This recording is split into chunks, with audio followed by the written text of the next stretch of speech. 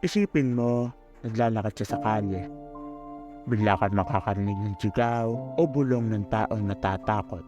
Ng isang babaeng nag-iisa, nangihina na tila nakagapos kahit wala namang tali. Kahit sino, kahit saan, madalas nangyayari ang tinatawag nating pang-aabuso. Pangalawa, ang Pilipinas sa may pinakamaraming kaso ng online na pang-aabuso sa mga bata sa buong mundo ayon sa isang grupo.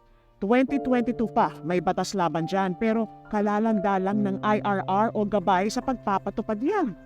Masasabi nating ang gender-based violence ay isang silent epidemic. Ang pananakit na hindi masabi, ang takot na laging nakabilanggo, ang mga sumbong na tila'y walang nakakaalam. Peste to sa lipunan natin. Nilalabag nito ang dignidad natin.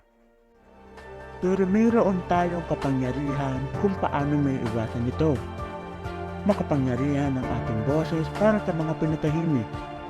Makapangyarihan ng ating mga kamay para sa pagsuporta. Makapangyarihan tayo dahil tayo naninindigan sa kung ano ang tama. Tayong makapangyarihan, makakagawa tayo ng isang mundo na kung saan kaya nating iparamdam na ang bawat isa ay ligtas, respetado at mahalaga. Halina't maging isang liwanag. Sirain ang kadena ng pang-aabuso.